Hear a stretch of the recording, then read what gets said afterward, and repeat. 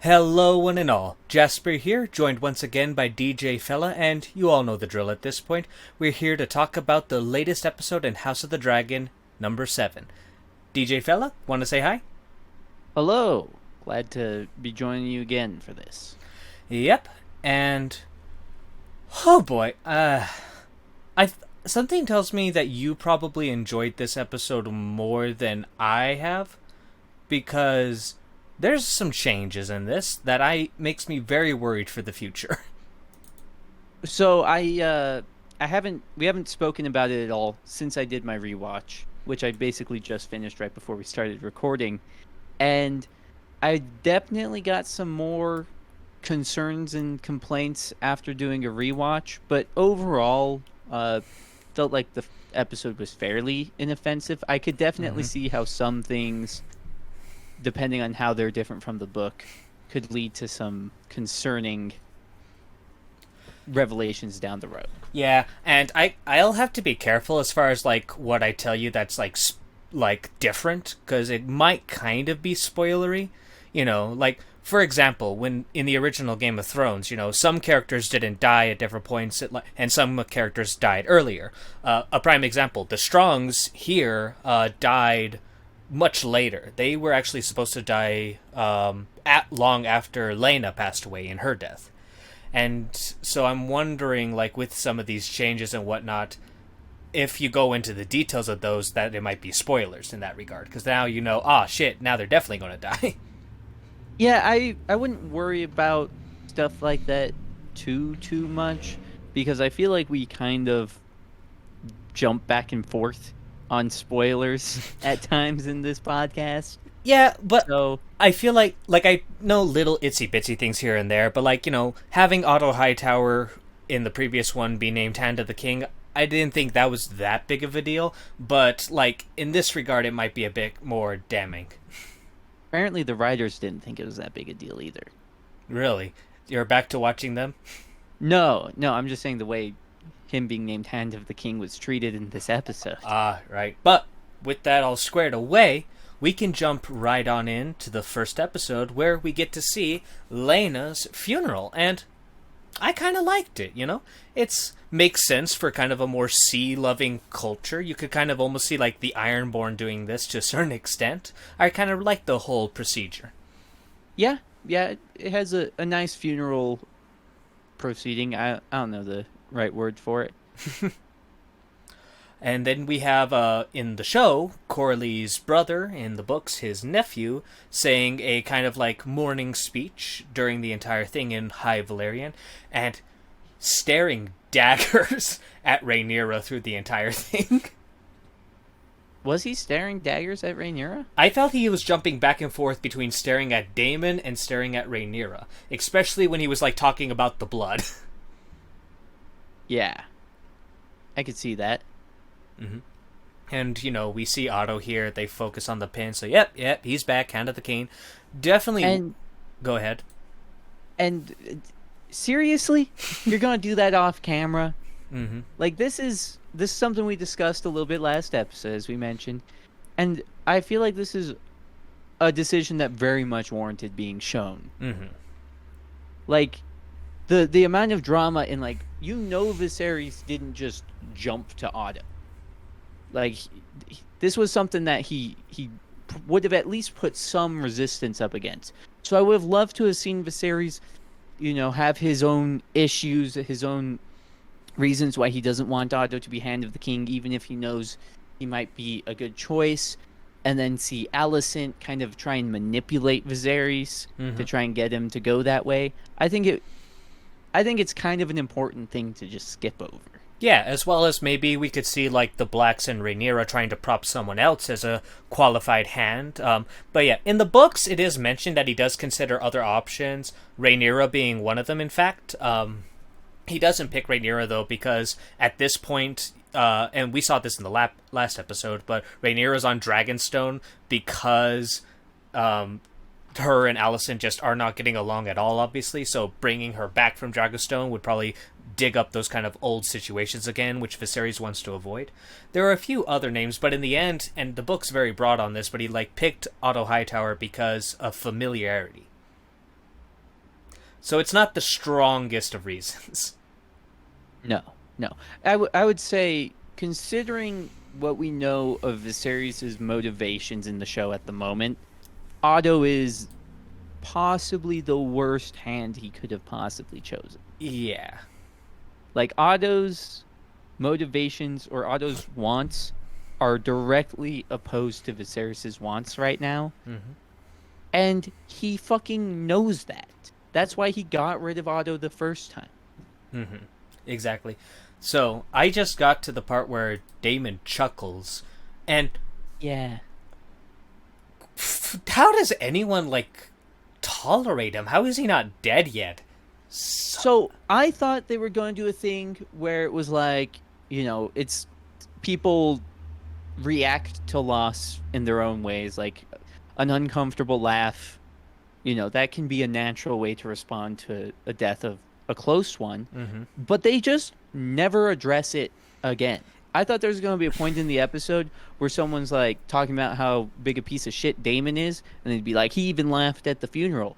And then, whoever they're arguing with would retort like, oh, he just, everyone mourns in their own way or something like that. But no, it's just not mentioned. Daemon just chuckles for no reason. Death of his wife, who cares?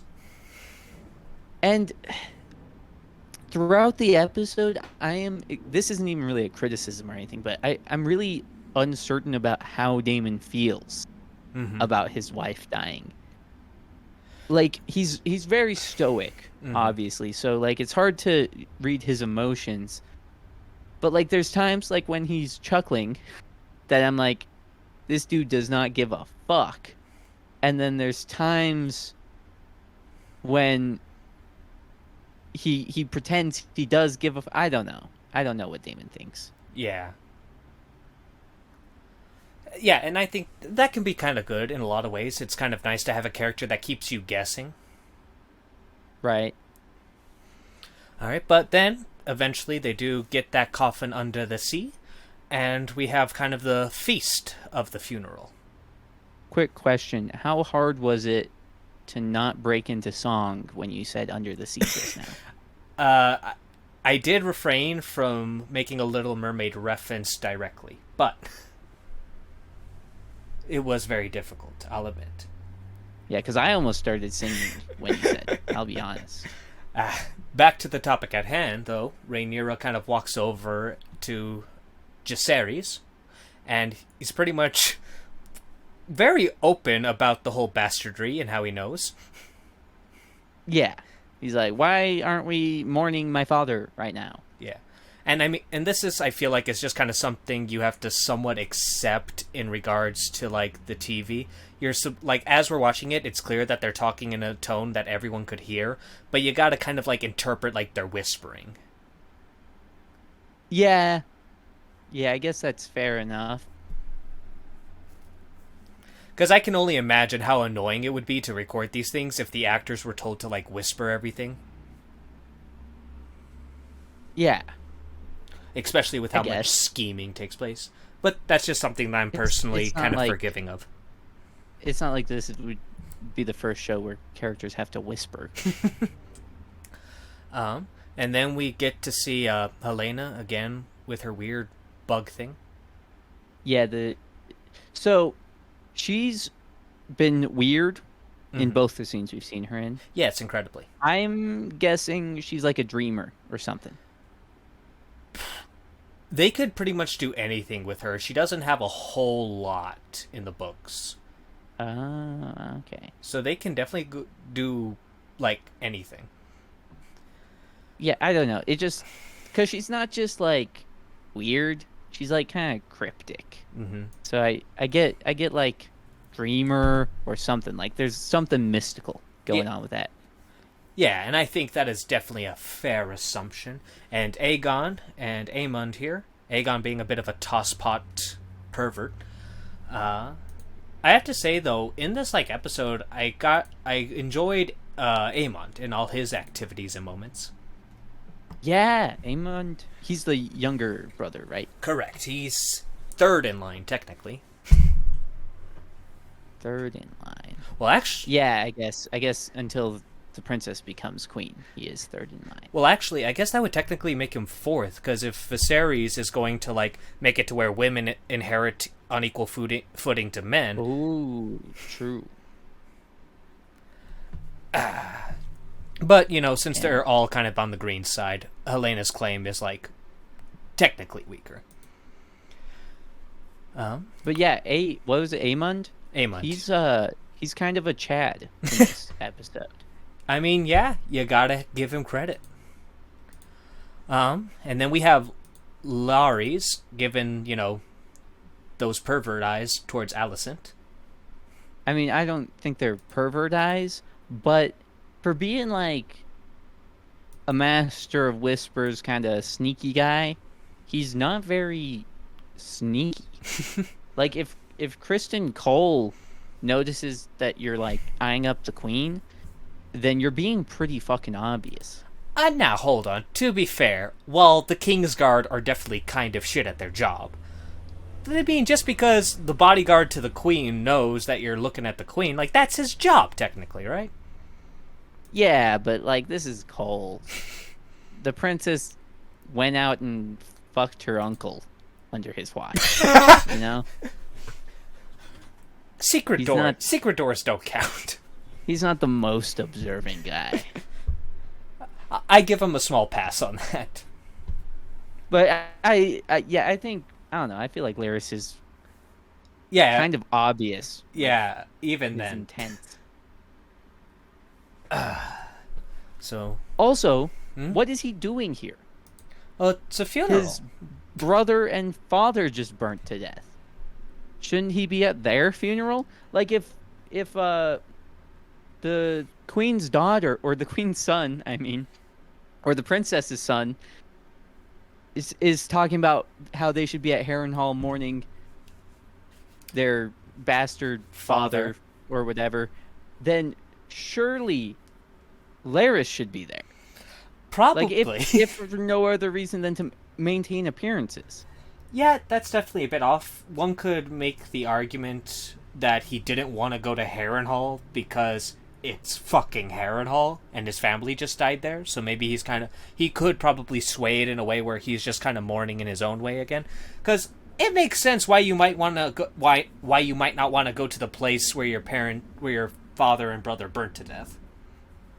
I get that, but like, if you're trying to portray someone as like a sneaky, intelligent character, then I feel like you would have him do the more sneaky and intelligent thing. And in this case, pretending that you're sad about your brother and father dying would do a lot to make it seem less like you're the one who fucking killed them. Yeah, definitely. Especially because he doesn't really do anything this episode. Yeah, he doesn't do anything until like the last scene, and even that could have happened later. Yeah, it didn't have to happen then. No, it didn't even need to really happen at all.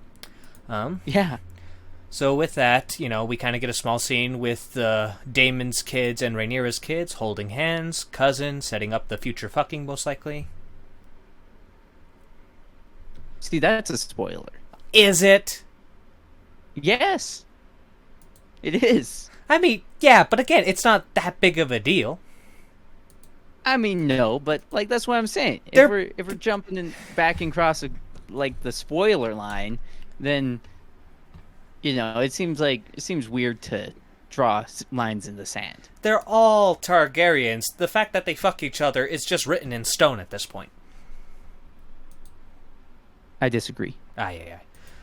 Eventually, though, we get Corlys talking with Lucerys, or Lucerys, I'm not 100% sure which one. I think it's Lucerys. Talking about how he... That's the kid's name? Yeah. Holy shit. They call him Luke for short, most often, so you can just call him Luke. Because this episode, I felt so stupid trying to keep up with characters' names, taking notes. Like I just started writing descriptions because I cannot remember any of these fucking characters' names. They're all the same. Yeah, I don't blame you with Jacaerys, Lucerys, Aegon, Aemond. It's rough. Leonor. So, back on the scene, Right. Corley's talking to his grandchild, Mm-hmm. whose name I'll never remember. I guess Luke. Yep. Corley's is also in denial about their legitimacy, which this is again something we discussed last episode, kind of wondering what Corley's would think about them. And I'm just like, my suspension of disbelief is really being tested here with these bastards. Well, now hold on though. They do give him a reasoning later. They do give him a reasoning later. So we can talk about that in a moment.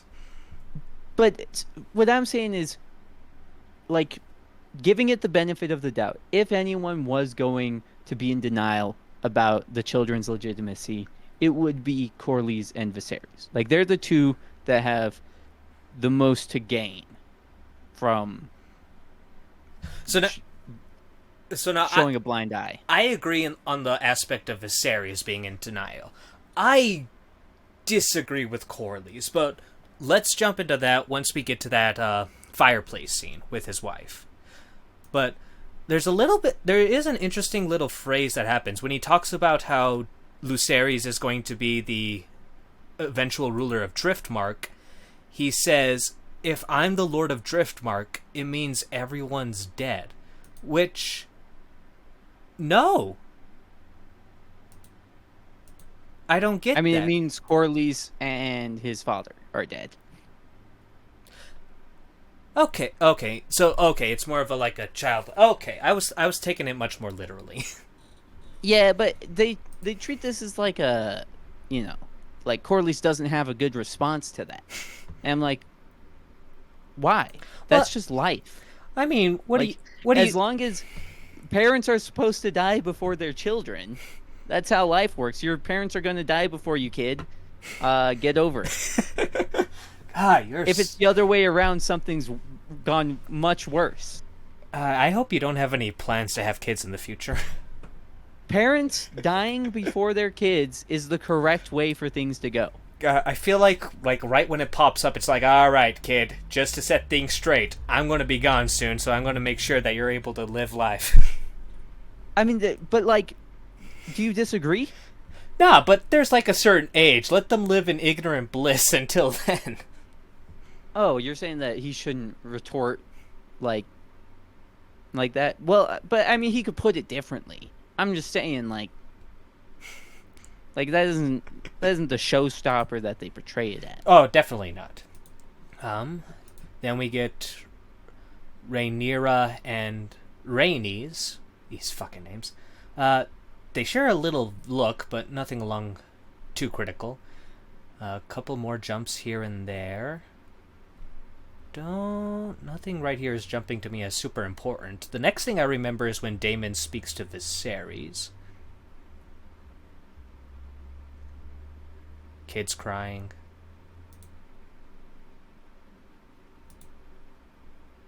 Aegon drinking.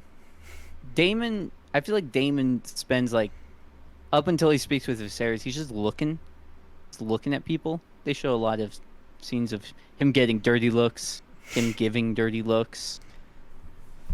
The king's consort is standing in the water.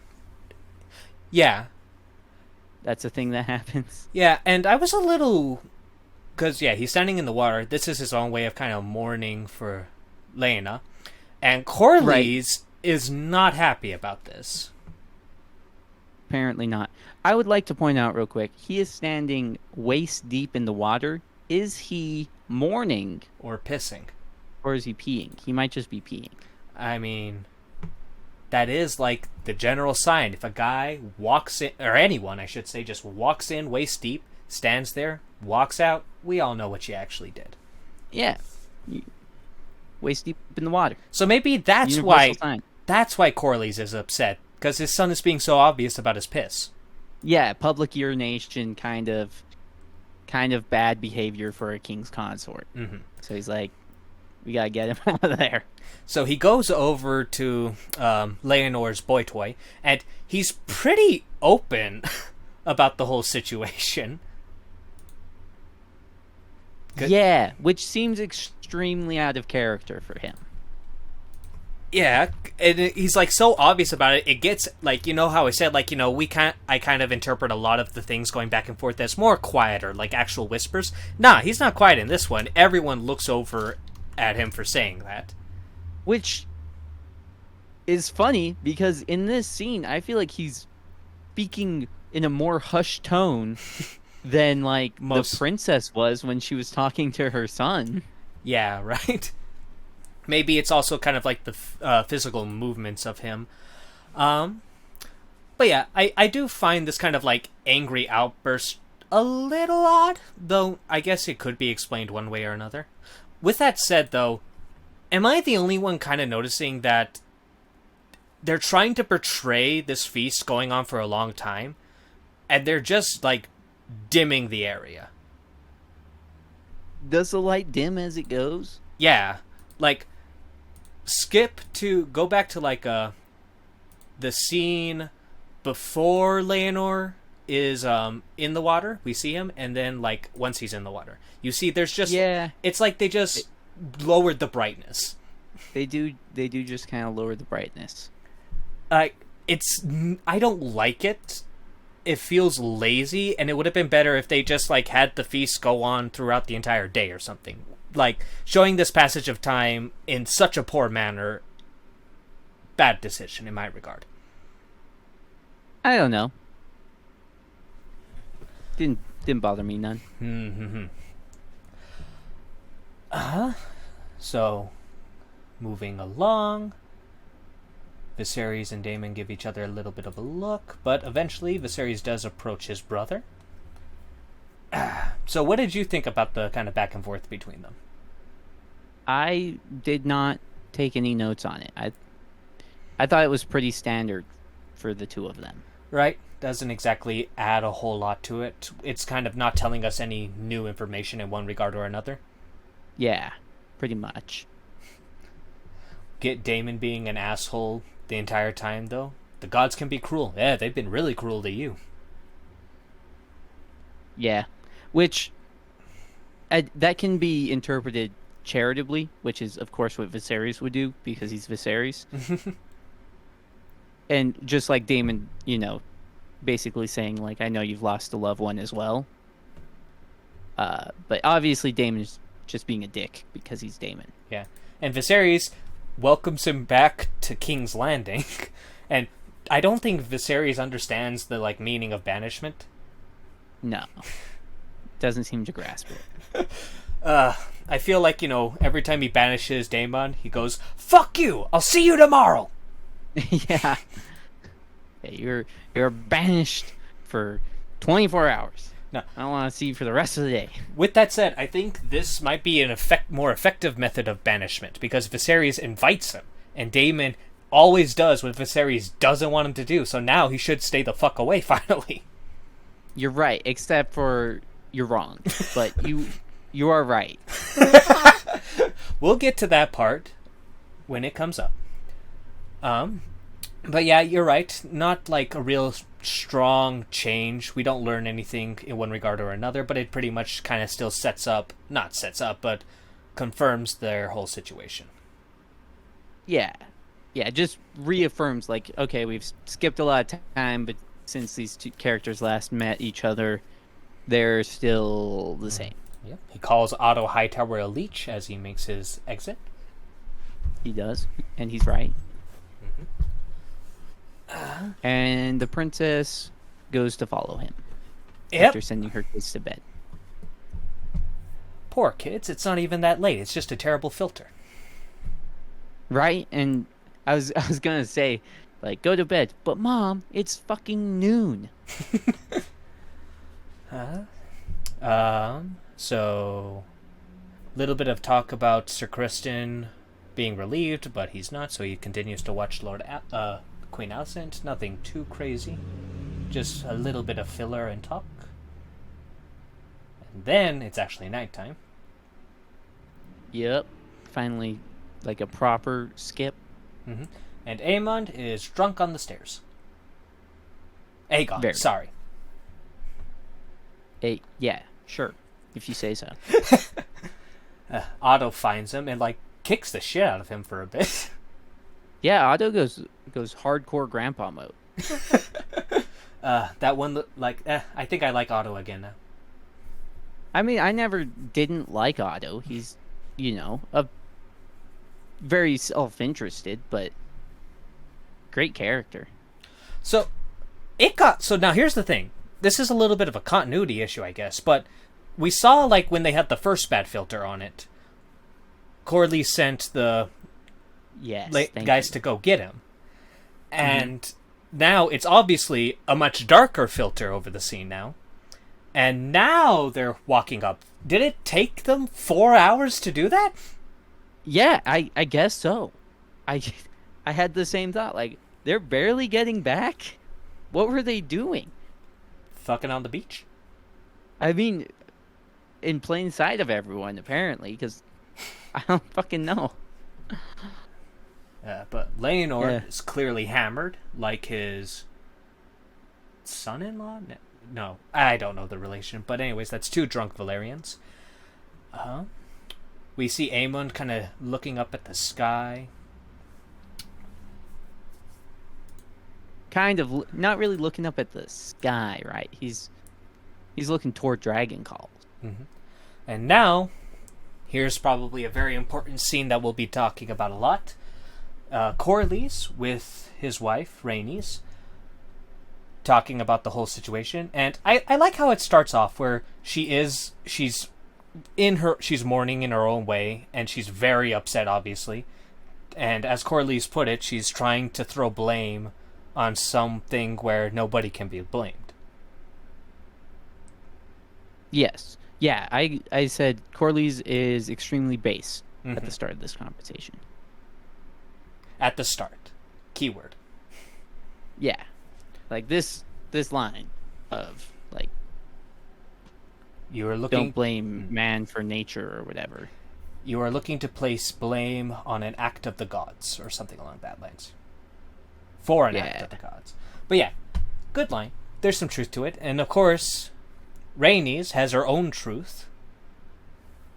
Which she seems to say that this is a punishment for, like, their insatiable pride and whatnot. But, like, none of these this death was not at all really caused by any strong ambition, you know? Like, it wasn't assassination or anything. It was just a fucked up pregnancy. Yeah, I guess I took it in more of a cosmic sense, like karma. Like, because we've been prideful, now we're being punished. Not that necessarily this death was caused by pride directly. Probably. You might be right. And this is where I kind of like, and then where the base kind of switches, where she pretty much just flat out and says, you're not doing this because you feel like I deserve the crown. You're doing this because you just want to forward your own ambition. Which, a little bit of column A, a little bit of column B. I think it's definitely probably more so ambition, but, having a proper motive definitely makes you more likely to act on said ambitions. Yeah, I don't think that she's wrong that Corlys' ambition drives him more than wanting justice for her, but I think her reasoning is pretty weak here. Just because the person that the injustice was done to forgives it, doesn't mean that, like, another person can't still feel like justice needs to be served for them. Yeah. But he pretty much does confirm this when he says, what's the point of this brief mortal life if not to pursuit of legacy? So I guess. Yeah, he kind of confirms it, so she's right in this regard. And then she brings up the topic of naming Lena's children as the heirs to Driftmark, not Laenor's. And her reasoning is quite simple. Those kids that are currently the heir are bastards. Yep. And so we mentioned this before, but I'll say it again. Corlys is a character that they needed to do a really, really good job in, like, justifying his support of those bastards. Because I would say, out of anyone, he would be the most pissed and hate Rhaenyra, you know? Yeah, and probably his son, too. Yes, his son as well, though, you know, it's his son. What's he going to do to his... Well, fathers are killed for less. Anyways, just ask Randall Tarley. But his reasoning is possibly the stupidest thing I've heard on this show. And maybe it's just because it's actually the most recent thing I've heard that pissed me off, but I hate it all the same. He says that history does not remember blood. It remembers names. So, two things with that. First off, what decides the name is the blood. And maybe this is just personally, but I always felt blood was more important than name, you know? Like, the actual connection of, you know, a more kind of like genetic connection rather than having the same name. But he's not wrong that history doesn't remember the blood. It's like like if you're reading the history books, you're not getting freaking blood tests. You're just reading the names. There's definitely some truth to that. I don't think it's a strong motivation for him at all. But I mean, I guess it is technically true. But here's the thing, though, because even if I were to accept that's true, and, like, reasonable, I can accept him using the name bullshit because when their asses are on the Iron Throne, they're going to be Targaryens. In which case, your name doesn't exist in that regard. Yeah. And I know, like, some people might say, like, oh, who knows, maybe he had a plan for once Viserys died, and then once Rhaenyra died, oh, then the kids can be influenced to keep the Valerian name. First off, no fucking way. Because he himself, would have to live beyond Rhaenyra's passing, which isn't unheard of, but unlikely. And if he didn't, then it would be up to his son, which, no way in fucking hell that he's going to really have the pull or power to do that. So this whole motivation of the name being important is stupid, because if that's the case, he wouldn't have married his son to Rhaenyra, sorry. Yes. This is all true. I wish they just, like, said he was colorblind. That would honestly be a better excuse than this. That would have been a better excuse, and it would have been hilarious. That would have been a hilarious excuse too. And now, yeah, it's just for him and Viserys both, the two people that are in denial or were trying to continue perpetuating the lie. Like, Rhaenyra is the only one that I can understand at all. Like, if she stops trying to perpetuate the lie, then she's just dead or banished at best, but definitely dead. And so I can understand her, but Corlys and Viserys, what do they hope to gain? Like, Viserys, for example, the lie is so fucking obvious. Like, the motivation the writers try to give him is that he's trying to just maintain peace by not addressing it. But we're well past that. Everybody knows. It has been made abundantly clear. Everybody knows. If you allow this to continue, the peace is going to collapse as soon as you die. Mm-hmm. Your daughter's weak claim is even weaker now. Yeah, your daughter's weak claim has become fucking flaccid. It's nothing. And you have to do something about that. You know you have to do something about that. I don't believe Viserys is so stupid to not understand that. They have shown him to be pretty stupid throughout the show. But he's not fucking retarded. Like, what is it? I can't buy it. I don't buy it. Yeah, and like, I still somewhat buy it. I usually kind of, and maybe I'm putting too much emphasis on that, but Viserys is blinded.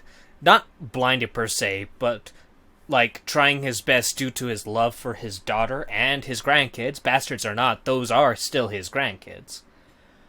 Right. Yeah, I think he's just like trying in his way to do what's best for Rhaenyra, but it's obviously going to bite in the end. Not really while he's still kicking, but it's going to come back to haunt the family forever. And then, like, Corlys, your grandchildren aren't making it to the throne, bud. They're bastards. Everyone knows they're bastards. As soon as we all also know that as soon as the princess takes the throne, a civil war is going to break out because fucking that's been the entire point of the whole show this whole time is that we know this. Not to mention, those bastards aren't even bastards of your line. So, yeah, how the fuck do you think those bastards are going to make it to the throne alive? That would be the only way you siding with them could make sense. And they're not even related to him. It's just so stupid. Mm-hmm. You're not going to hear any argument from me. But, kind of frustrating. Moving on along, we get Rhaenyra with Daemon having a romantic walk on a beach. So, just out of curiosity, I don't really have... I've always been like a terrible judge when it comes to romances, just because that's not really something that I really get into. But how do you feel about like the connection between the two? I would say I don't feel like this actress has as good a rapport or chemistry with Daemon as the last actress did. Mm-hmm. But I feel like the last actress did good enough a job establishing what she thinks of Daemon that I find their interest in each other believable, I guess I would say. You know, I wonder if it's kind of the weird thing of like, because the previous actress was younger, you could like understand her want for Daemon, whereas a more kind of mature and older character, it comes off a little childish in a way for her. Because, I don't know, like, I like Daemon as a character. He's fun to watch. But I don't like Daemon. He is a horrible human being. Even if you ignore, like, all this, like, the extra stuff, like him murdering his wife, which, like, everyone else doesn't know, he's still kind of a bastard. Yeah, I definitely see your point. Like younger Rhaenyra having like I don't know, kind of a rebellious fantasy about wanting to marry her uncle or whatever. That's one thing, but like a grown ass adult Rhaenyra who is married and has kids having that same fantasy, it's like we need maybe a deeper justification other than like because with kids they can be into weird shit and you're like whatever. With adults, I feel like it needs to be more grounded. With that said, though, it's not, like, too far of a stretch of the imagination in my regard. Like, when I see these two on screen with their chemistry, it doesn't, like, break my mind going like, yeah, this would never work. Yeah, I agree with that.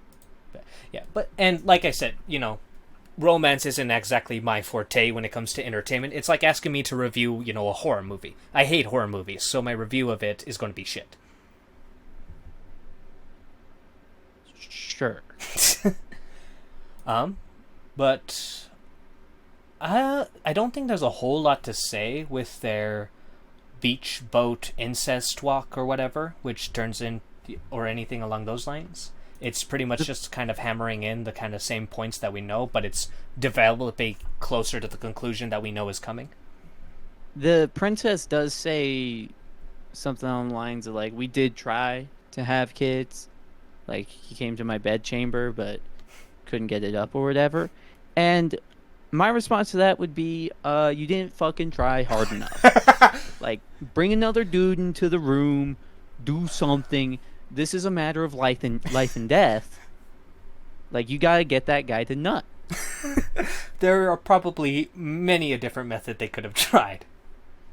Okay. Yeah, I mean, like, this is... You just need him to get you pregnant once. You know, maybe... If your oldest child is a legitimate heir, you're good to go. You know, maybe, what if Leonor is just infertile? That would be a much better justification than him being gay. Yeah, and that's the whole thing. Like, him being gay, whatever. But, and, how can they tell? They can't really tell unless you, like, keep on trying. And they don't probably try as much because he's gay. So, maybe he is infertile. Deepest lore right there. Yeah. How would we ever find out? We can just make shit up that the writers didn't think of to justify their writing. But we have this beach boat sex for a lot longer than I'm comfortable with. But luckily, Aemond is here to save the day. As this boy, with the biggest brass balls you could possibly imagine, runs all the way over to Mount Vhagar. Now, I want to actually say, when they first cut to Aemond, I actually thought he was watching or spying on Daemon and Rhaenyra's. I could see how you could get that impression. You didn't personally? I did not. Okay. Because the last scene we saw him, he was looking up at the dragons. Mm-hmm. So I was like, oh, he's going to go try and steal Vhagar. Mm-hmm. I didn't really think of it as stealing until the little girls called him a thief. And I was like, oh yeah, he is kind of a thief. Let me tell you, the fandom is arguing about whether or not it's stealing as well. I mean, like, it's not stealing, but it's like going into your dad's tool shed and then taking the tool and then never returning it, kind of stealing. There's definitely some boundaries crossed.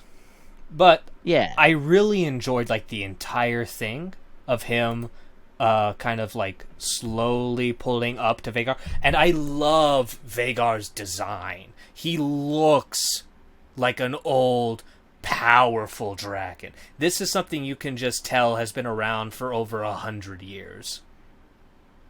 Yeah, this scene also gives us, like, a fantastic moment where we see... Was it Aemond? Yes. Where we see Aemond standing next to Vhagar.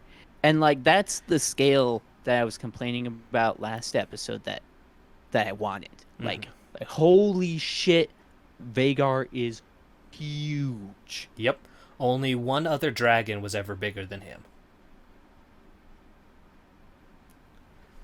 Alright, so he does eventually, like, and so now, out of curiosity, I'm guessing no, but did you think he was going to die? Because you thought he was going to die last time he saw a dragon. No, I thought he was going to die last time when he saw a dragon, because I thought that would make for, like, a funny footnote in a history book. But at this point, I knew he was going to steal Vhagar successfully. Mm-hmm. And I really like how he kind of, like, keeps his calm and whatnot. As well as, like, climbing out. And the flying sequence with Vhagar is very nice as well. I like how he almost falls off the saddle because he forgets to, like, fasten the chains. Yeah, I was going to ask, so he wasn't using the saddle correctly then? Yeah, most likely. Because, like, when you sit, you should be able to, like, I don't know about the proper naming conventions or anything, but there are, like, chains or straps that you fasten yourself to the saddle, so that way you don't fall off. Yeah, that's what I figured. Mm-hmm. I figured it wasn't just a core strength thing. Mm-hmm. But yeah, I really enjoyed that whole aspect. Anything that you want to comment in particular until we jump to the next part? No, I will say I feel like the scene does kind of rely on, like, oh, look at the spectacle of a big CGI dragon. Mm-hmm. And I don't know that I care that much about big CGI dragons anymore. Like, it looks cool, and, like, I can appreciate that looks good. But I don't know that we need this much. Yeah, probably stayed its welcome a little too much. But during the whole kind of flying scene, we see the Daemon's kids looking out the window and seeing Vhagar kind of take off. And then they decide to go wake up their cousins. Which seemed odd to me. We can kind of comment on that more later. But right after that, we see Rhaenyra kind of wake up, I guess. All dressed up. Funny enough, I guess. Yeah. It seems like Daemon, I think, woke up in order to see, because he heard Vhagar. Yeah. And then he left, and then she woke up and followed him out, kind of situation. Yeah. And then Vhagar comes flying down and lands, I believe, like right where the feasting was. Yeah. I think that's where he lands as well. All right. So, we don't see like Aemon get off, but assuming he does, and like he kind of like starts walking up into the castle, and he is greeted by the bastards and Daemon's kids. And which I want to ask again at this point: are those girls twins? They're supposed to be. In the books, they are. In the show, maybe not. They definitely don't look twins. Yeah, one looks quite a bit younger than the other. Mm-hmm. So, either way, so I'm pretty sure in the show it's not mentioned at all that they're twins. Just in the books they are. Yeah, but I don't think it's been brought up. Yeah, that's like something a book snob like myself might like nitpick, and I did like mention it in one of my videos. But yeah, it's not that big of a deal for me. Yeah, I just wanted to clarify whether they were or not. All right. And, you know, they have the back and forth. Vhagar is my mother's dragon. Your mother's dead. She was mine to claim. Then you should have done it. Aemon just spitting fire like a true Targaryen. Mm-hmm. Yes, sir. And then we have just a little bit of casual assault as the first Targaryen girl kind of runs at him, and he just shoves her down. The second one gets a good solid hit. And then Daemon shows her that you need to put your whole body into the punch. Right. And eventually, you know, it's 4v1, and they get their licks in, but Aemon, being older and stronger than most of them, just kind of like beats the shit out of them pretty effectively. Yeah, kind of takes them to Pound Town. Though they do have that one moment where all three of them are wailing on him. Though it seems like he kind of just lets it there. This part seemed a little weird to me. I don't think he was letting it. At least I don't think that was the intention of the scene. Yeah. Now, but like, even though he was assaulted, and this is self-defense, he does seem to take it a little bit far when he grabs the rock and holds the... Well, but he doesn't... He 4 people are attacking you. I think you get to pick up a weapon. Yeah. And say, like, back the fuck off. Yeah, but at the same time, holding, like, the little kid by the throat and just being, like, that threatening might be a bit far. Maybe if he just said back the fuck off and didn't call them bastards, I'd be a little more sympathetic. Still in the right. Clearly in the right. Self-defense. But when you're holding a kid who's like half your age by the throat and you have a rock, you still come off as a bit of an ass. I guess I could see that perspective. With that, Jacaerys draws his dagger, and Aemon, like, lets the little brother go and just clonks Jacaerys across the head. Kind of still watching how the fight goes. Jacaerys tosses sand into his face, and Lucerys takes that fucking eye. No, Lucerys tosses sand, and then the younger brother takes the eye. Nope, you were correct the first time. Jacaerys is the one who tosses the sand, and Lucerys is the one who cuts his eye. Really? Yep. Are you sure about that? I'm pretty positive. Lucerys is the younger brother 100%. The younger brother takes the eye. Yes. The younger brother is Jacaerys. Lucerys. I thought the older brother was Lucerys. Nope, he's Jacaerys. Jesus Christ. So it's at that moment the worst Kingsguard in the world finally show up. Yeah. And about damn time. Yeah, and here's the thing. So now that we've kind of like finished describing the scene and whatnot, why were there not any adults? Couple of issues. You're telling me that, you know, Daemon's kids, I'm really struggling to remember their names. They're like Bella and Ella or some shit like that. But they didn't decide to tell anyone? Like, obviously they can't go get their dad because he's off fucking their cousin. But Corlys? The Kingsguard? Any adult? They couldn't have gone get anyone else, but they go with their cousins? Who are younger than them, I think? Yeah, I can buy that maybe there wasn't a Kingsguard posted outside of, like, any of the people involved's doors. Mm-hmm. But the fact that there weren't any guards whatsoever posted outside of those doors, that's bullshit. Not so maybe they all had secret doors that they could use to sneak in. Yeah, maybe everybody has a secret door. All right, but with that said, also, you're telling me nobody saw or heard Vhagar, and that didn't like wake up the castle, and they wouldn't have been watching as Vhagar came and landed where they just had their feast, and nobody was there at all? Yeah, only characters that help drive the plot forward the way we want get to hear Vhagar. Jeez. And I want to be clear, I'm kind of ramming the show here. This is just as stupid in the books, though. It's, like, the only difference is, like, the two girls aren't there, and it's all three strong bastards, because Joffrey's, like, 3 years old at this point. So They brought a 3-year-old to the fight? well, it's a little bit different. In the book, Aemond goes to Mount Vhagar, or try to. Joffrey just so happened to be there, as he also snuck out to visit his dragon. And he was, like, surprised or whatever, and, like, screaming, like, "What are you doing?" And Aemond was like, "Shut up," and, like, pushed him into a pile of dragon shit. To which that caused Joffrey to scream and cry, and Aemond, in his panic, ran over and just mounted Vhagar. And later on he says he was so afraid of getting caught that he forgot to be afraid of Vhagar. So it was just like a little bit of a more humorous thing. But then when he lands, it's still just because Joffrey apparently ran up to go get his brothers, and they all came down, all with wooden swords. And then right when Aemon gets off, they all just assault him with them. Was that part of the book written by the Jester? No. There was no... No, that was written by a maester? There was, like, no divergence. It's not like Mushroom said this, the Septon said this, the Maester said this. That's just the only version we got. But the whole book is one of those three saying that, isn't it?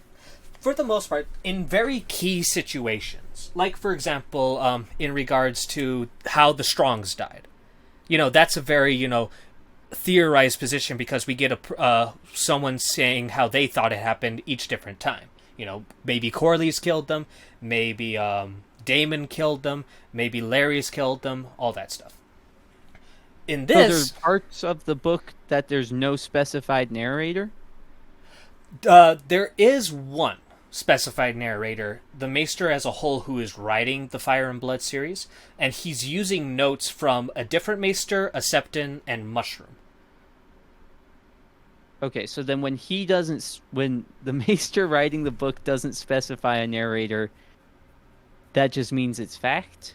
I wouldn't say fact, because, how much of history is truly fact, but it's probably a situation where not a lot of people argue against it.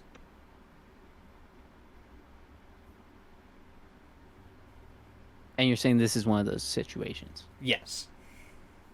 There's no other version of how this took place. Yeah, because that sounds to me, the reason I was asking to begin with, that sounds to me like something the Jester would write as like a funny version of what actually happened. Nope. If Mushroom is telling the story when it involves, like, sex and his enormous member. And yeah, it would be hard to insert his enormous member into this particular part of the story. Oh, could you have not phrased that in a different way, please? No, I phrased it very carefully. Anyway, so I was just saying that to be clear. Like, the book, how it plays out in the book, also kind of equally as stupid. I would say stupider. I'm not a fan of what you just described to me from the book. Well, I'm paraphrasing something that's being paraphrased, so it might be a little bit better, but not by much. Yeah. So we get to Viserys, and he's asking the questions that I was thinking of. How could you allow this happen? Where the fuck were you guys? Yeah. Very valid questions. And where the fuck were those guys? And we don't even get an answer. They said, "We're sorry, we thought they were asleep," and Kristen's all like, "The Kingsguard have never had to defend princes from each other," and Viserys is like, "That's not an excuse!" It's not an excuse, and also, I don't know that that's true. That sounds like something that wouldn't be true. I'm thinking back. Is there ever like really a? Because this is like the strongest point of. This is like the first Targaryen civil war. So, yeah, but like you're saying, the Kingsguard never like had a couple of the princes start like fist fighting when they were young, and the Kingsguard had to pull them apart or something. I don't know. Yeah, maybe something along those lines. The only time I can think about Targaryens killing each other was Maegor the Cruel killing his nephew. But there was like nothing a Kingsguard could do in that. That was a massive dragon against a little baby dragon. Right. I'm just saying, brothers fight. Though, speaking as someone with a brother, it didn't quite ever get that far with me and him. No, but like you could see if you had somebody watching over your shoulder who's supposed to protect you, and you started fighting your brother, they would probably step in and split you guys up. Yeah. And then we have Alicent just like smacking Aegon. Aegon, where the fuck were you? Which, little unfair. A little unfair, considering the fucking guards weren't there. Right. I don't know how she expected Aegon to be there. It's not his job to keep his brother safe. Well, I mean... Yeah. And also, his brother snuck out. Like... it's... You're the mom. If anyone should be keeping track of your kids, it's you. Alright. So by any chance, were you a little confused about how many people were here? There are a lot of people there. Like... it does seem unnecessary. Yeah, it's just like, I don't think anyone would really want all these people here. Right? No, this seems like a matter that would be better dealt with around only those involved. Mm-hmm. Kind of a need-to-know situation. Yeah. But we get some, like, good moments here. Rhaenyra kind of like flips the table on this whole kind of situation. Viserys seems much more angry about them being called bastards than him losing an eye. Yeah. He does seem angrier about that. And am I the only one who finds it like kind of hilarious that he tells the son who just lost an eye to look at him? He has a working eye. Just look at me. Yeah, I mean, Viserys has one arm. You don't see him not holding things. Mm-hmm. But scene kind of like continues to play out. Any particular moment? Right. So I think the very next moment that we should probably talk about is when he asks, who told you these things, and you see Aemond clearly eyeballing his mom, and Viserys sees this and looks back to Alicent, which I felt like this could have been, I don't know, handled a bit better, where it wasn't quite as hammered in that regard. Yeah, but I guess you could interpret it as like a kid looking to his mom for advice. Mm-hmm. Like he's hoping she'll tell him what to do here. Yeah, maybe. And then he just... And like any good younger brother, he throws his older brother under the bus. Yes, sir. That's how it's done. Yeah. And Aegon's just like, what, me? Yeah, his reaction is pretty amusing. Mm-hmm. And, of course, Viserys asks him where he heard these, and Aegon, handles it pretty well, saying is just, look at them. Yeah. He handles it pretty well, but every time they drive home, how obvious it is that those kids are bastards, it pisses me off. Yeah, it is quite annoying. It's to a level, like, really only Viserys can be the one justified in believing they're legitimate. And even then, no. Yeah, like something has got to be done. Viserys, you realize something has got to be done. So do something. Fuck. And so he pretty much says, like, alright, enough of this shit, no more fighting, kiss and make up.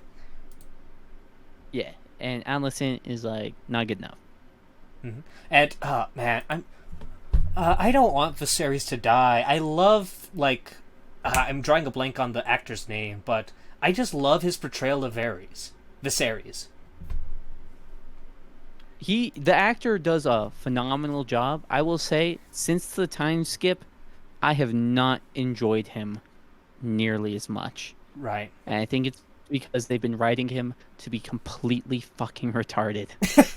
There's definitely some truth to that, but you can't knock the actor at all, because every scene he does is just great. Yeah, he absolutely kills it. It's unfortunate that the writers decided to throw his character under the bus so they could just do whatever the fuck they wanted. Mm-hmm. And then Alicent says that she wants the eyeball of Viserys. Or one of the sons, I should say. Have we gotten to the line where Viserys said, what was it? Anyone whose tongues dare to question the birth of Princess Rhaenyra's son should have it removed?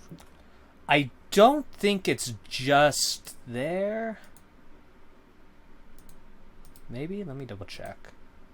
Because I think he says it when he's at the foot of the throne. Does it happen after the altercation between Alicent and Rhaenyra? I think it happens before. It happens before.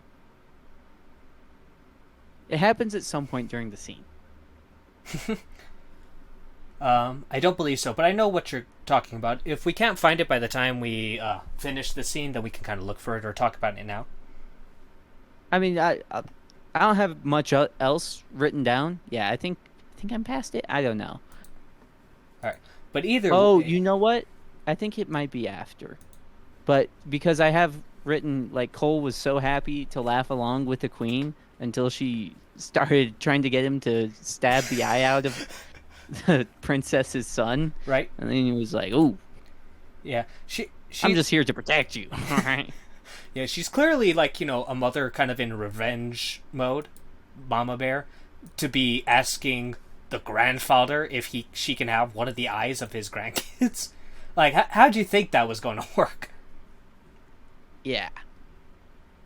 And so then shortly after that happens, she grabs Viserys' knife and, takes matters into her own hands. Right. And Kristen, I like how everyone looks at Kristen is he going to do it? Is he? When it's nah, fam.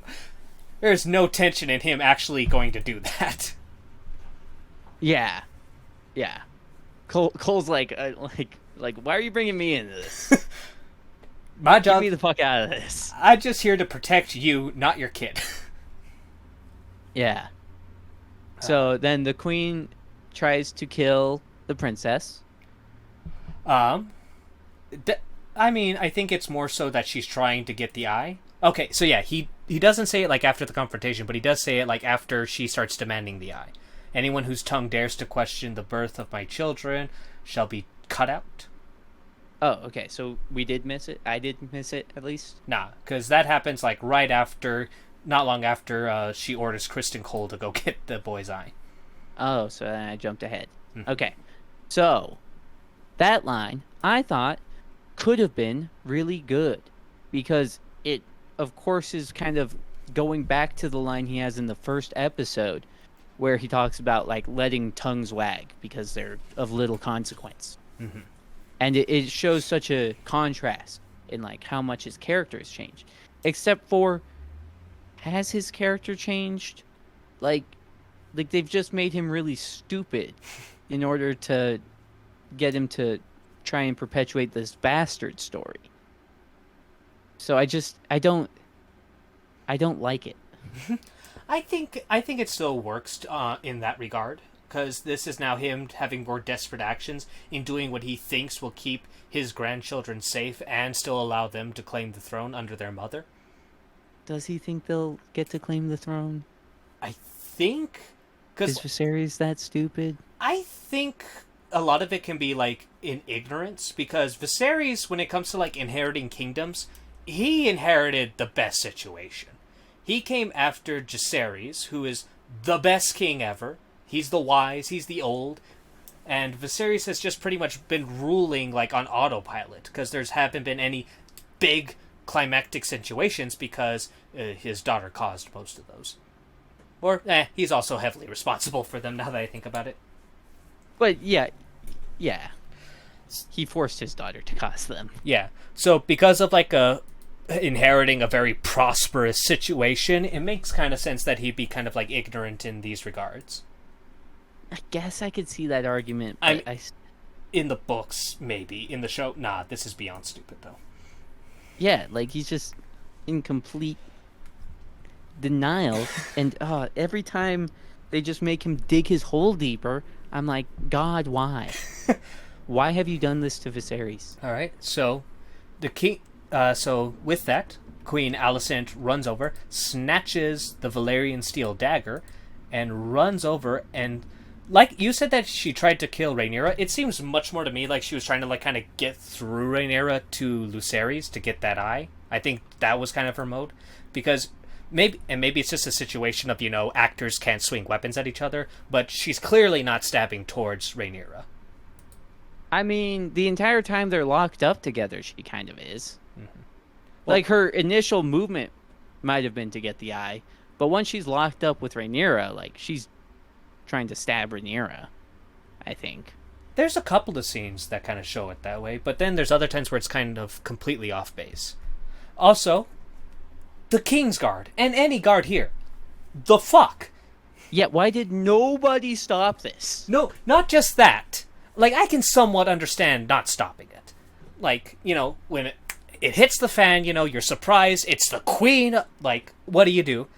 But when they're locked like that, somebody should have walked behind the Queen and grabbed her wrist. Grabbed her arm. Yeah, that's what I meant by stop it. Stop the, like, them being locked up like that. Yeah, like apparently you can get away with bitch slapping the future king, but nah, God forbid you restrain the Queen. Yeah, I don't know. And they just stand around for no reason. And it looks like Kristen's about to leap into action, but the Lord Commander tells him to stop. Daemon gets in his way, and then 2 other Kingsguard come and grab Kristen. Which I sort of understand that, because I think that they're not sure what Kristen will do. They're like, is he going to go in and help the Queen, or is he going to go in and stop the Queen? Like, I could see that argument being made. But there's still plenty of guards there who are not busy holding Kristen back that could have stopped the Queen. Yeah. So they have their kind of little back and forth. And this seems to... And I really, like, despite the stupidity of the kind of the whole thing surrounding this, I did like the back and forth between Rhaenyra and Alicent. Yeah, the dialogue was good. Yeah. If it wasn't just the dumbest setup to get to that dialogue. Mm-hmm.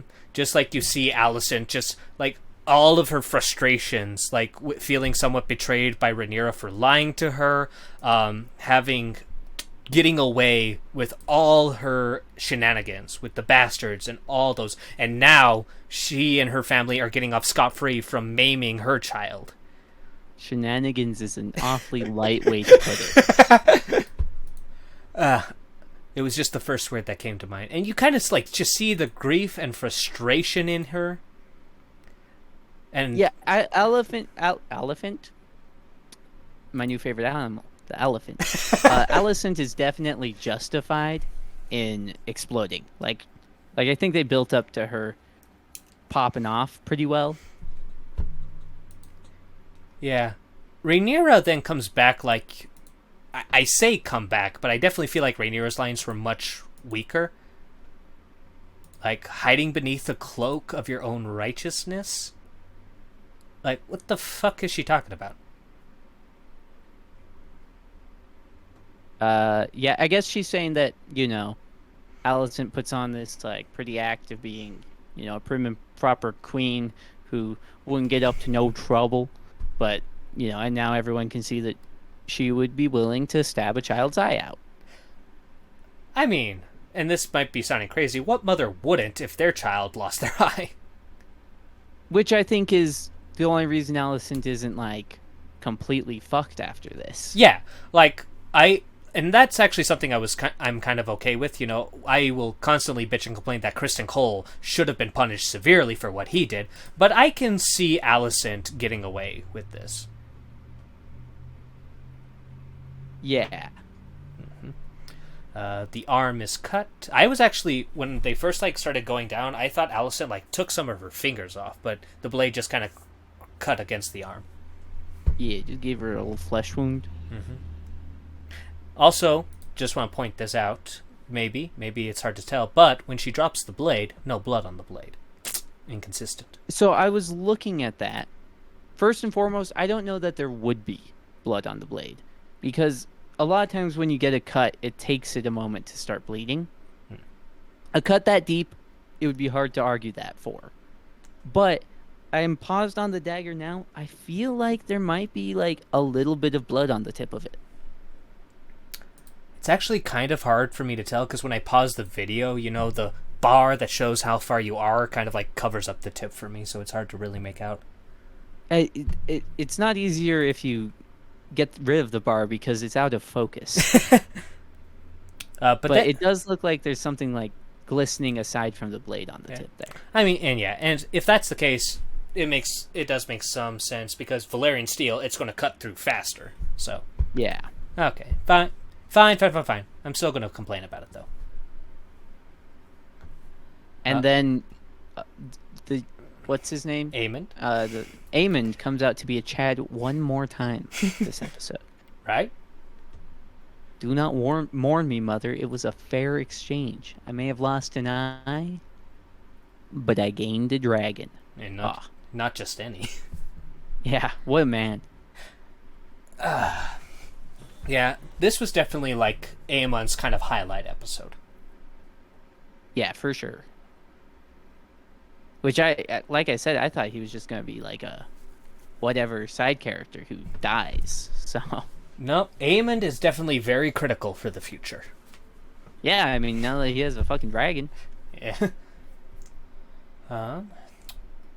Aemond comes in and comforts his mom. Right. Someone's gotta. Right. So then we kind of skip to where Alicent is in her room, and her father comes to visit her. And I enjoyed this scene. I feel like... Go ahead. I feel like it would be weird for Otto to visit her too often. You know what I mean? I'm not saying he wouldn't visit her in this scene, but I'm just saying in general, I feel like Otto would want to try and give off the idea that he's keeping his distance from his daughter in order to try and convince the king that he's staying somewhat unbiased. Does that make any sense? I feel that, but I feel like that doesn't matter because he's the fucking father. Nothing he does is ever going to make anyone really think he's unbiased. Yeah, I guess that's true. It's I don't know. It's trying to cover a house with a napkin. Good luck. I just need a big enough napkin. Now, when this was coming, I thought she was going to get a right proper scolding for her little outburst, but instead it turns into a little bit of praise. Clearly a little bit of scolding as well. Yeah, clearly she shouldn't have done what she did. But Otto, I think, handles the situation really well. He kind of congratulates her, saying, it's great to see that you're willing, the lengths you're willing to go. Yeah.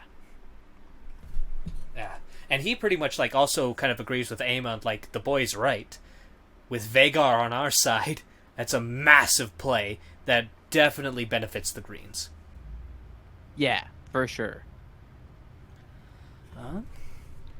And kind of it's turning into this, a nice kind of father-daughter bonding over scheming and plotting the deaths of their enemies. Always a good experience. Yeah, me and you versus world sort of situation.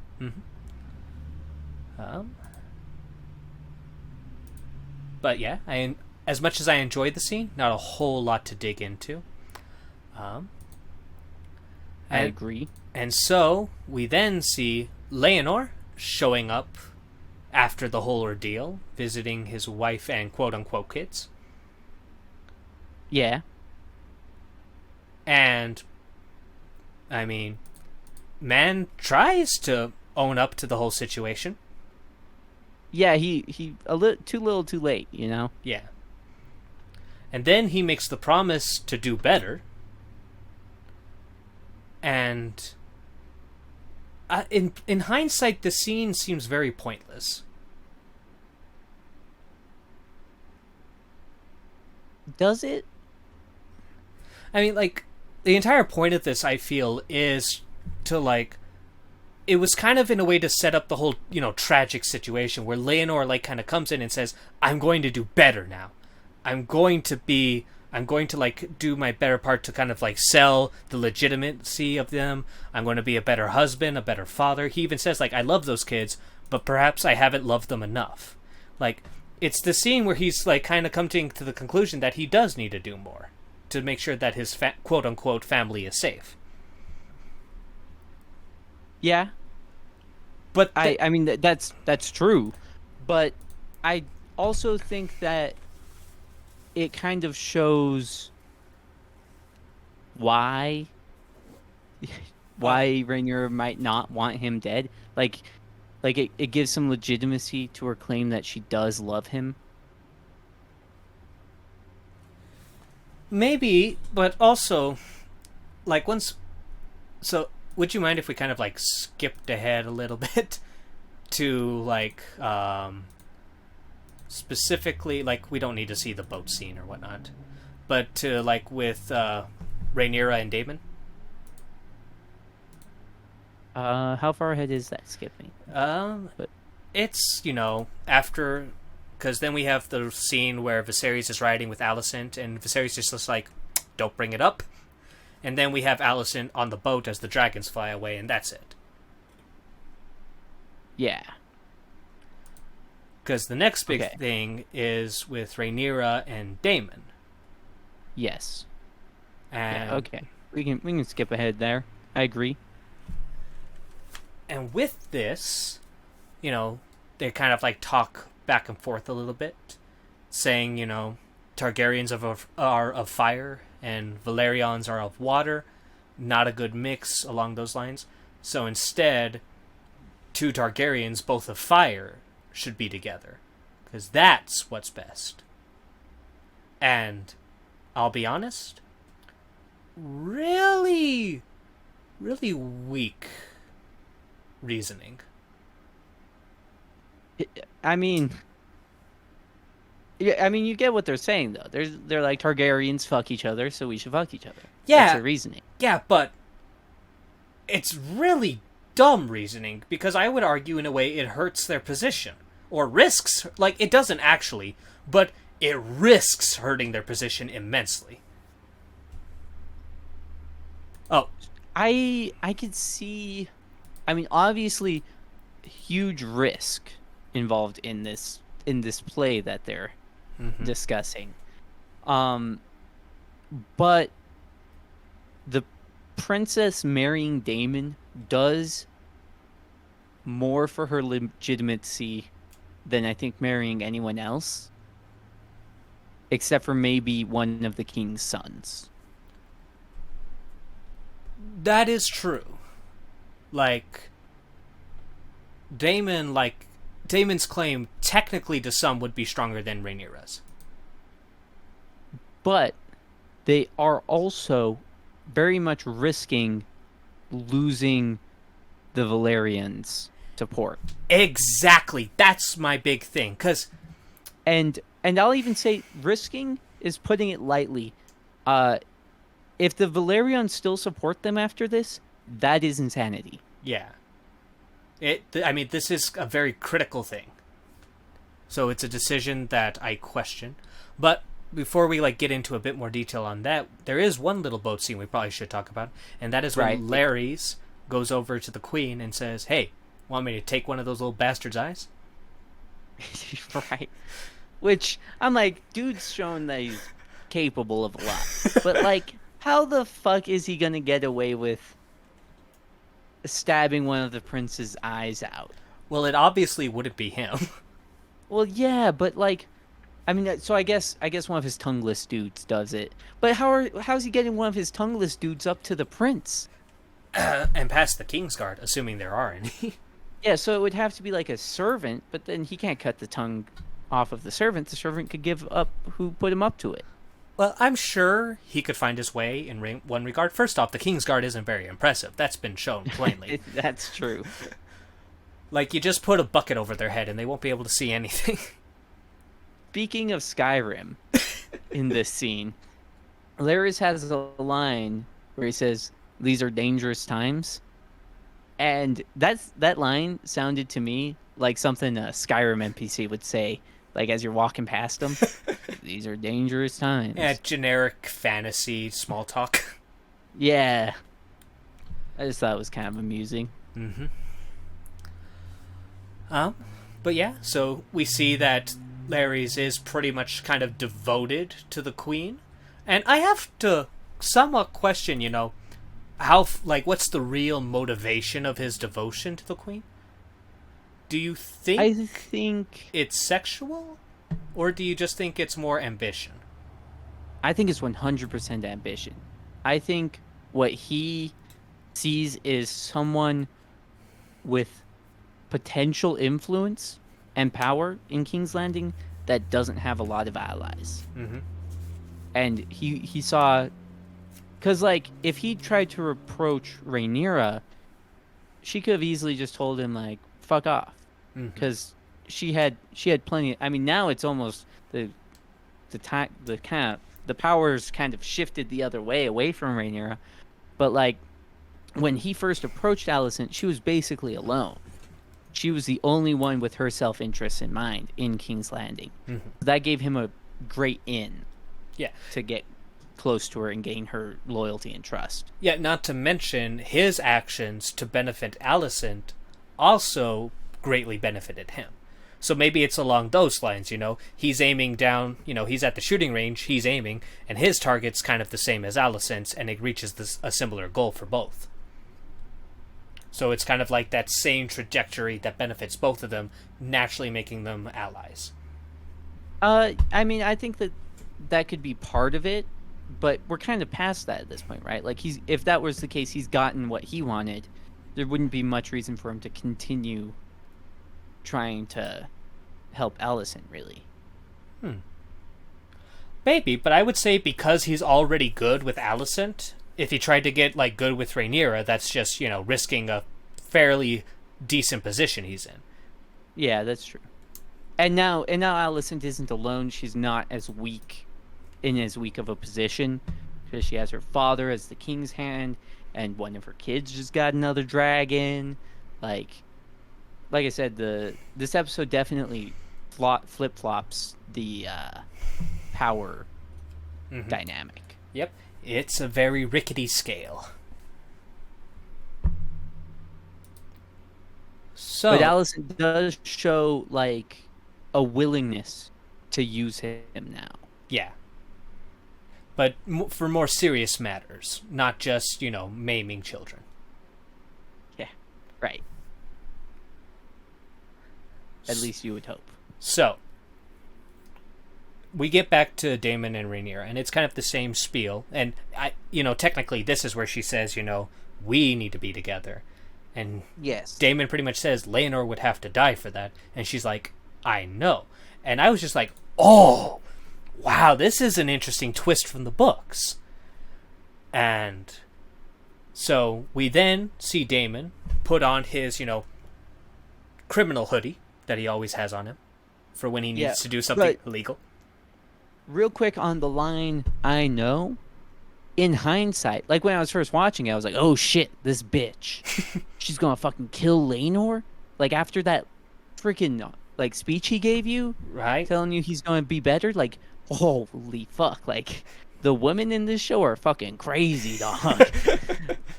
But in hindsight, now knowing that she doesn't kill Laenor, I'm like, what a weird thing to say. Because, like, maybe she would say, "I know, but we could just fake his death." Like, there's no reason she would just end the conversation at "I know." Mm-hmm. I don't know. Just it's kind of like they're twisting the dialogue to make the twist happen. Yeah, sort that of situation. That one I'm okay with. However, when Damon is talking with the knight, I can't remember his name. He asks Damon straight out, like, "What do you want?" And Damon says, "A quick death, one with witnesses." And like, now that we know what the whole plan is, that makes no fucking sense. Yeah, like that is a nonsensical way to approach that guy, because presumably he's not going to want to kill Laenor. Mm-hmm. And so by approaching him that way, A, what purpose would that serve? None. And B, you could have freaking ran him off. He could have been like, "What the fuck? I'm going to go snitch on you." Mm-hmm. So, yeah, it's definitely, like, very weird, especially with, like, the whole plan. Like, just the wording. It's obviously worded like that so that way we, the audience, don't know what's coming up. But, right, like, it's, like, it makes no sense for Damon to say it. Like, you can somewhat justify Rhaenyra saying it. Like, "I know," and then they just cut away right before she says, "But that doesn't mean he has to actually die." Whereas that, no. There's no other way one could interpret that. A quick death, nah. Yeah. And I was actually, like, really confused for a moment when, in the very next scene, we see Damon just come up behind this random guy and snap his neck. I was just like, the fuck? Yeah, who? What? Why? Well, Why? Oh, so I can tell you why later. Because once the whole situation kind of comes up. But then we see, the knight waiting for Laenor in the hall. And, they're putting on their acting chops to sell this whole bitter resentment. Like, "Oh, Laenor always looked down on me, yada, yada, yada, yada." And they both draw their steel and fight. And Laenor pushes the little boy away and he's like, "I'll go get the guard." Mm-hmm. And then Laenor dies without any witnesses, which is kind of not a part of the deal, I thought. Right. And so then we cut to Coral. Not Coral. That was my made-up name for him. Corlys and the Queen Who Never Was coming in to find guards pulling their son out of the fire. Yes. Oh, duh. That's what the body's for. Yes. That makes some sense. But so was that some guy that nobody's going to care about being dead? It most likely is just a random servant. I guess nobody would ever notice a random servant dying. Well, here's the thing. There's a really simple matter they could do to check to see that this isn't Laenor. Check if his legs are white. Well, I wasn't going to say his legs, but... Well, no. Well, like, his upper body's been scorched to a crisp, but his legs weren't in the fire. Yeah. Well, the guy Damon killed was black. Was the guy Damon killed black? Yeah. Then what were you going to say? I was going to say check his pubes. Because if they're white, he's a Valerian. But if they're black, like the guy they killed's hair is, no, then it's not Laenor. That brings up a very valid question that I'm going to assume has a canonical answer, because this is Game of Thrones. Does the carpet match the drapes in regards to Targaryens? I honestly don't know. Because, it's different hair. Like, my beard hair is darker than my head hair. Look, I'm trying to think back. The only character in Game of Thrones who would be able to use to answer that would be Daenerys. And I'll be honest, I go by really fast with her chapters, especially the ones where she's having sex, because I use the audiobooks, and rest in peace, Roy Doctrice. Listening to like a 70-year-old man describe, a 16 or 14 to 16-year-old girl's sex life, not my cup of tea. Fair enough. And thinking back on the show, like, I don't think they ever showed Daenerys or her brother's pubes. We don't get a close look, but I think there are scenes where she's naked and we see the front of Yeah, her. but we don't see, like, I don't think it goes low enough. She's either clean shaven or like it doesn't go low enough. I couldn't tell you. I would assume they do, right? I could go rewatch the scenes if I have to figure it out. Well, luckily, I don't think we'll have to.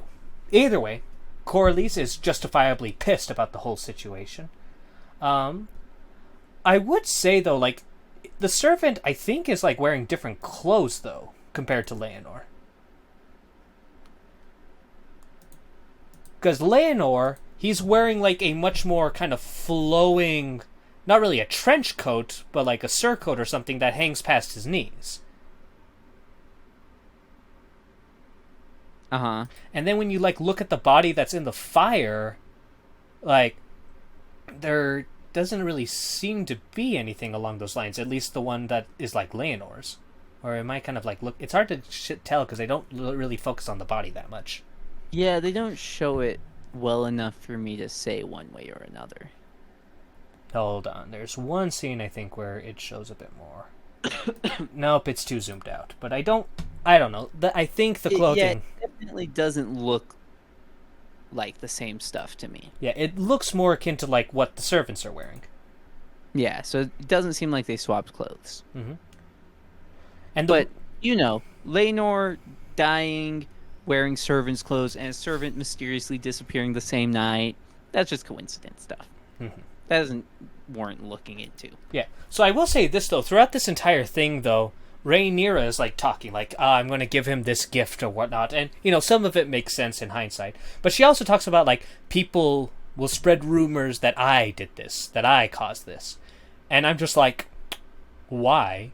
But also, that's bad. And that should be a good reason why you shouldn't do this.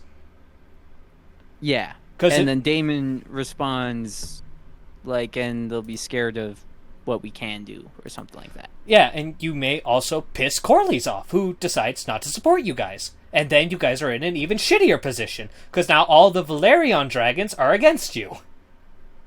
Yeah. Which, all the Valyrian dragons at this point is... the wife has a big dragon. Yeah. One of the daughters has a little dragon? Yes. And that's it, right? Yeah, but a big dragon still matters. And yeah, for sure. Especially when the other side, they have Vhagar, big dragon. Mm-hmm. Aegon, what dragon does Aegon ride? So remember, Aegon rides a dragon called like Sunfire, I believe, or along those lines. It's considered like one of the most beautiful dragons to have ever existed, a real golden one. But we actually see, as they're sailing away, 3 dragons are flying after them. Right. But I was under the impression that... Because, let me think. Wait, who has the third dragon there? So it would be Aemond, Aegon, and Helena. Helena. The sister. Oh, shit, I forgot about the sister. Right? I don't blame you for that. I didn't know she also had a dragon. Mm-hmm. But also to keep in mind, the Valyrians still kind of also control Sea Smoke. That's Laenor's dragon. Oh, shit, I forgot Laenor has a dragon. Yeah, but technically that dragon is up in the air, as it could be claimed by, you know, someone eventually who supports the Blacks. Laenor abandoned his dragon to go have gay sex? So, before we get into that, just like want to make a nice little praise here. I enjoy the Valyrian wedding, the High Valyrian wedding. It's actually something that we haven't really seen, and I don't think is described in the books or any other source material. So it's nice to see it here, with like the blood and whatnot, and the cutting of the lips, which would make the kiss hurt like a bitch, I assume.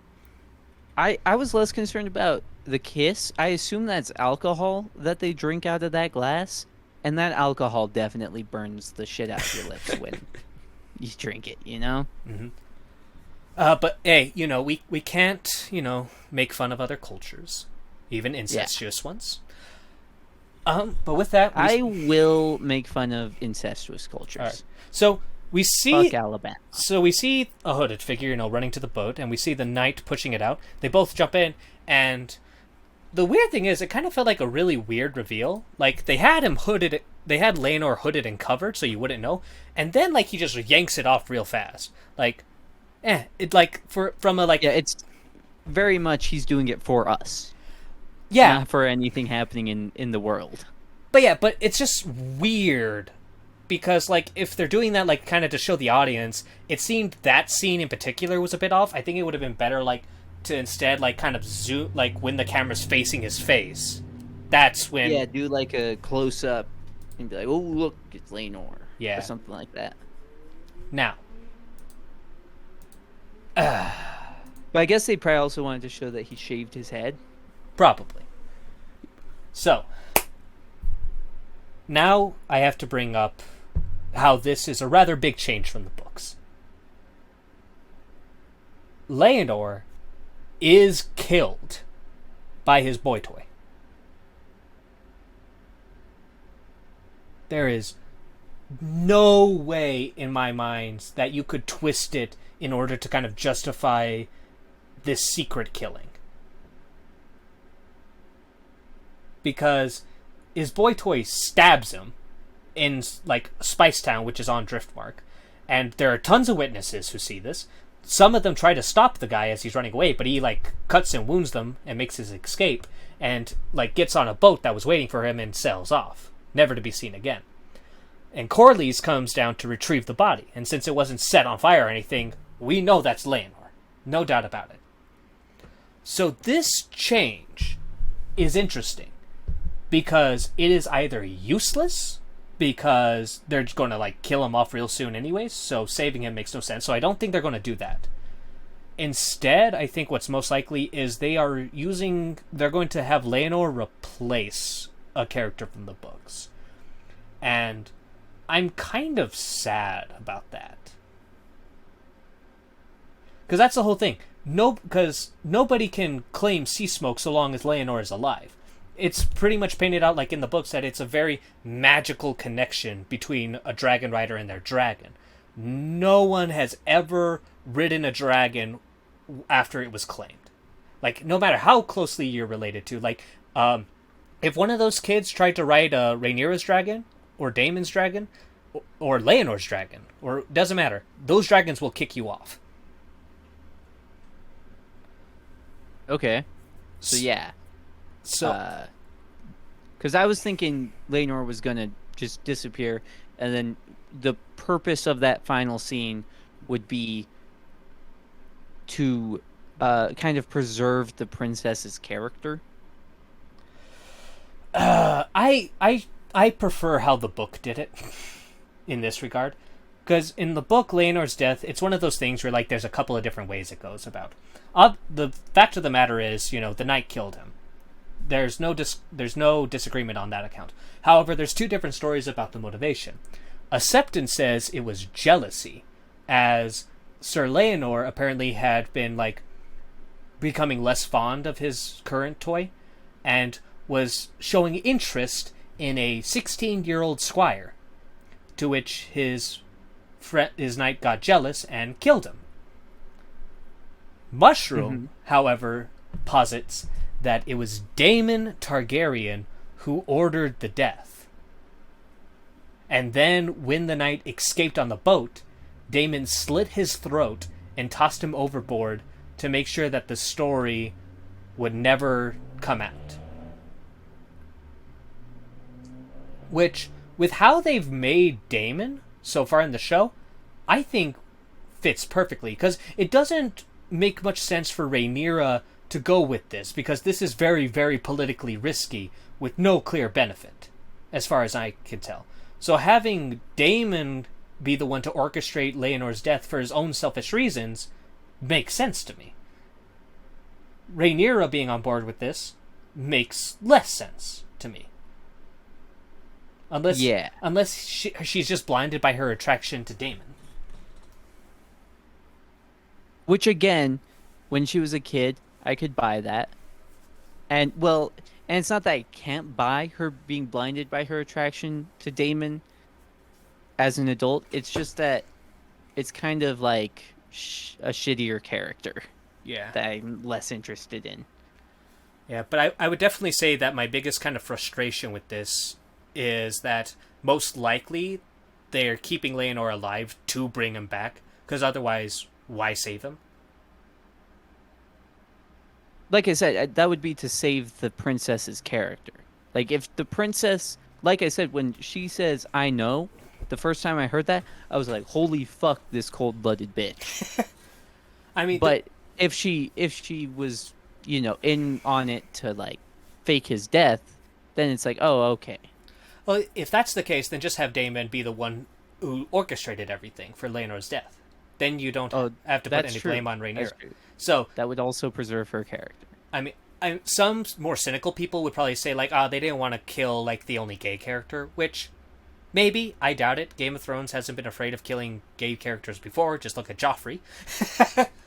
But, Well, well, let's say George R. R. Martin has never been afraid of killing. Oh, I guess Joffrey was in this show, so I'll give you that. oh, yeah.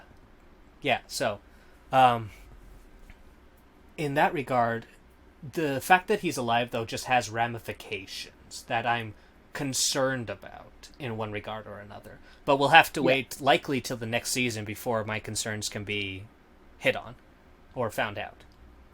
Yeah, I would say mostly what happens to his dragon is the biggest concern. Like that's what plays the most into the power balance. Yes, indeed. So I'm curious. I'm wondering if they're just going to say that, bonding isn't that big of a deal. Like, maybe the dragon's tricked and thinks Leonor's dead.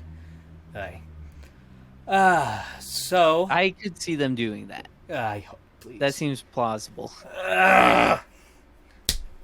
So, anyways, that is the end of the episode, and I think I'm becoming more harsh on the show, as, I feel like at the very beginning I was kind of forgiving of each terrible scene, but they're starting to weigh on me now. I feel like each change and retarded scene they have just makes me more frustrated. Yeah. Yeah, I'm with you there. But we're almost done. 3 more episodes until the series ends. And I am actually looking forward to the series finale, the final episode, because I have an idea. I know exactly how the show's going to end. Like, what part in the book they're going to finish up on. I don't know what part of the book they're going to finish up on. It's definitely going to be an oh shit moment. Yeah, I could tell you that. But is there anything else that you want to dive into or go over? Nothing that I don't think will be more relevant next episode. I believe you are correct. So, as always, DJ Fella, nice to have you on. And to everyone watching, have a good night, stay safe, and I hope to see you all on the next episode.